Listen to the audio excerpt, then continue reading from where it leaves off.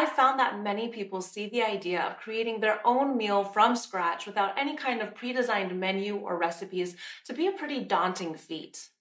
But just like with everything in cooking, there is a kind of formula that you can follow to create a well-balanced plate.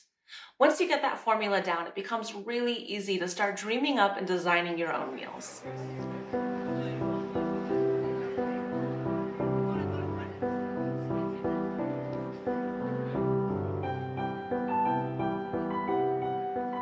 There are several different schools of thoughts for how to approach designing a menu or a plate, and they tend to differ depending on your culture or where you are from. In Western cooking, we tend to think about our plate as being comprised of several individual but complete dishes. Think a salad, a protein, two vegetables, a carbohydrate. Each of those dishes in and of themselves are completed, but we only think of them as together making a full plate or a menu. And while that makes for wonderful meals, it can also mean that making a typical weeknight dinner or just feeding your friends becomes a lot of work. And that's not something we want to do all the time, so we just don't cook for our friends, which sucks. In my day-to-day cooking, however, I tend to approach things a little bit differently. Rather than thinking so much about designing a menu that is comprised of individual but completed dishes, I think about designing an appealing and balanced plate of food. On the surface level, this is a pretty subtle difference, but what it actually means is that rather than each component of my meal needing to be completed in and of itself, I rely on them to complete each other and make one cohesive plate of food. What this means is that rather than focusing on making several different recipes to end up with one meal, I can keep elements of my food very, very simple as long as they complement each other and contribute to the whole.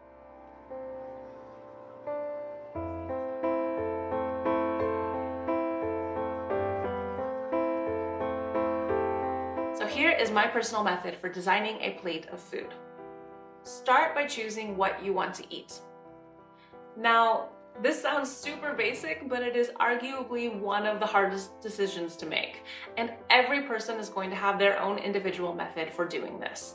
Over the years, I have discovered there are two different factors which highly influence my decisions when it comes to cooking, and one is my mood, and the second is the weather.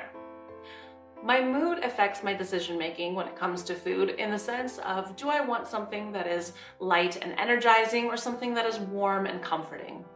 The weather affects my decision making in the sense of, how much time do I actually want to spend in the kitchen?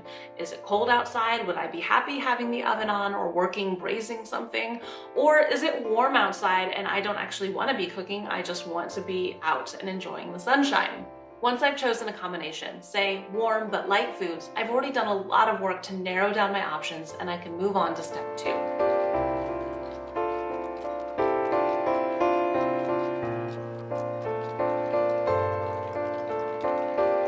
Pick an anchor ingredient. The next thing to do is to choose an anchor for your meal. This can be anything. It doesn't need to be the main ingredient of your meal. It can also be a flavor that you want to use or something that you are craving.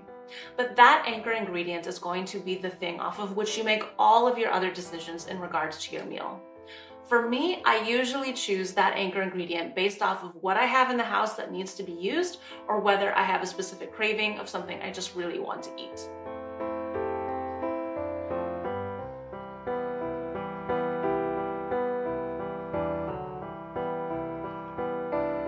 The next thing to do is to fill out my plate. An appealing plate is going to have a mix of different colors, flavors, and textures, and contain a rough approximation of 1 protein, 1 carbohydrate, and 1 to 2 different vegetables. Once I've chosen my anchor ingredient, I can slot that into a category. Let's say for my warm but light meal, I choose sweet potatoes to be my anchor ingredient. That's a carbohydrate. So now I know I need to add in a protein and 1 to 2 different vegetables to have a balanced plate. So for example, I want my meal to be vegetarian.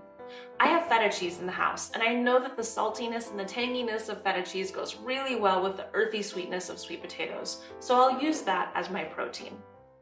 I also have cherry tomatoes and arugula in the house, and I know that those flavors also go well with the feta and the sweet potatoes, so I'll use those as my 2 vegetables.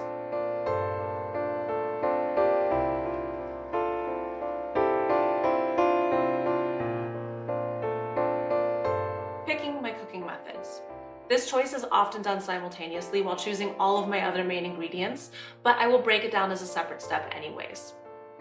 How I'm going to cook my anchor ingredient is going to be influenced by all of the steps before: the weather, my mood, the other ingredients I'm using, and so on. Now that I've settled on my 4 main ingredients, sweet potatoes, feta, cherry tomatoes, and arugula, I can start to dream up how I'm going to treat each of those things and design the meal that I will end up with. I love roasted vegetables, so I will roast the sweet potatoes and the tomatoes while I'm at it. Since that means the oven is already going to be on and I want the feta to be more than just a garnish, I want it to act as my main protein, I will wrap that up in some aluminum foil and I will bake it with the other things. Then I have the arugula, which, since I'm going to be roasting so many things, would probably be best served as a very simple counterpoint to all of our warm and roasted flavors. So now I can imagine a plate that is a simple arugula salad topped with roasted tomatoes, sweet potato wedges, and baked feta cheese.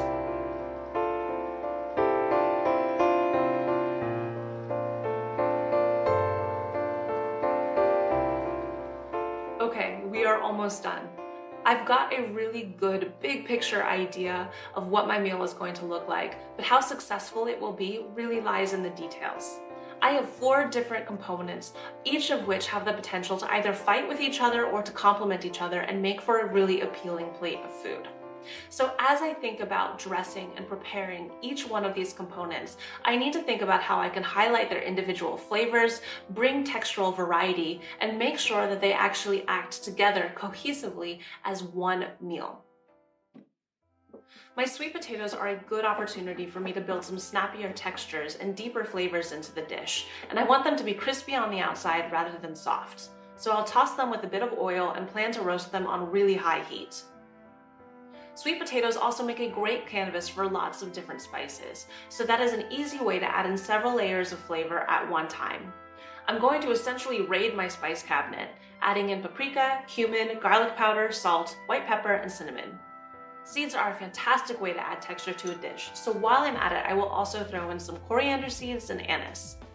Toss that all together until the sweet potatoes are coated, transfer to a baking sheet, pop it in the oven at 225 Celsius, 437 Fahrenheit, and I'm done.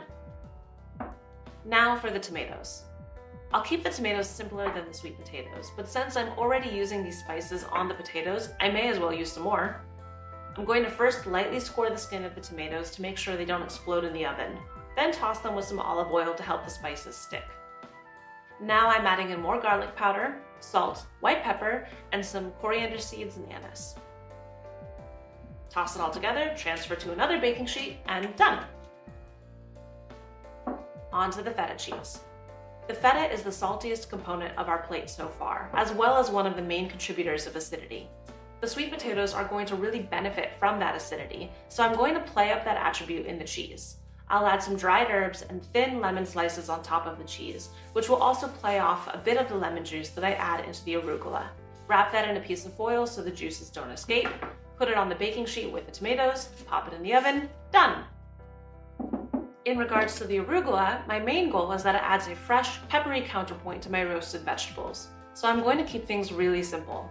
Toss it with just enough olive oil, lemon juice, salt, and pepper for it to be lightly dressed, and I'm done. Once the potatoes are cooked through and a bit browned on the outside, the tomatoes and feta should be done too.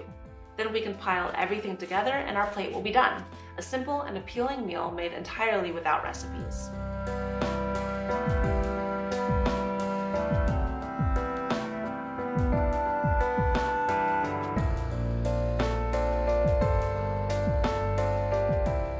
Cooking without recipes is a big topic and there's a lot more to cover. Drop a comment or a question below and I will start planning more content around the things that you want to know.